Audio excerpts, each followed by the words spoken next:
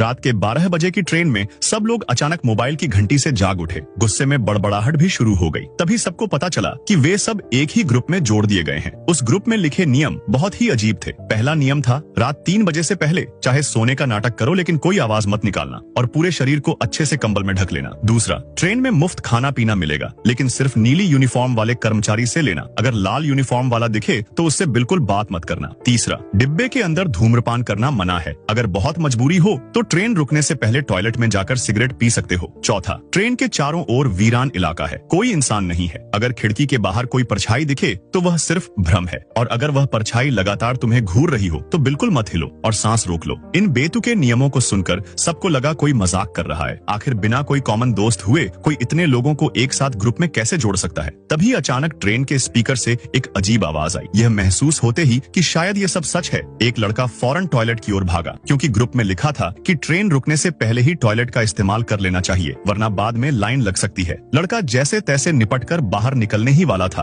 कि उसे एहसास हुआ कोई पीछे से उसे घूर रहा है। दिल जोर जोर से धड़कने लगा लेकिन हिम्मत करके उसने धीरे धीरे पीछे मुड़कर देखा। खिड़की के बाहर एक काला साया तैर रहा था जिसकी आंखों से लाल अजीब सी रोशनी निकल रही थी और वह उसे घूर रहा था। बाहर से कोई दरवाजा खटखटा रहा था लेकिन लड़का डर के मारे चुप रहा और बिल्कुल हिला नहीं। उसे याद आया कि नियम में लिखा था, मत हिलो और सांस रोक लो। लगभग 1 मिनट तक सांस रोके रहने के बाद वह साया अचानक गायब हो गया। लड़के ने राहत की सांस ली और दरवाजा खोलकर बाहर निकला। दरवाजे पर वही मोटा आदमी खड़ा था जो उसके सामने वाली सीट पर सो रहा था। वह बड़बड़ाता हुआ टॉयलेट में चला गया। लड़का खुद को संभालने के लिए सिगरेट निकाल ही रहा था कि तभी टॉयलेट से भयानक चीख सुनाई दी। सब लोग दौड़कर आए और दरवाजा खोलने की कोशिश करने लगे लेकिन चाहे जितनी कोशिश की दरवाजा नहीं खुला। थोड़ी देर बाद अंदर से आवाजें बंद हो गईं और दरवाजा धीरे धीरे खुल गया। अंदर सिर्फ खून और अजीब सी दुर्गंध थी। मोटा आदमी गायब था। लड़के की पेशानी पर पसीना आ गया। उसे यकीन हो गया कि उस आदमी को वही काला साया उठा ले गया। अब जान बचाने के लिए उसे बिल्कुल वैसे ही करना होगा जैसा ग्रुप में लिखा है। उसने घड़ी देखी, रात के 1:20 हो चुके थे। तुरंत कंबल में घुसकर लेट जाना ही ठीक था लेकिन उसके सामने वाली बर्थ अब भी खाली थी। तभी ग्रुप में फिर से एक मैसेज आया।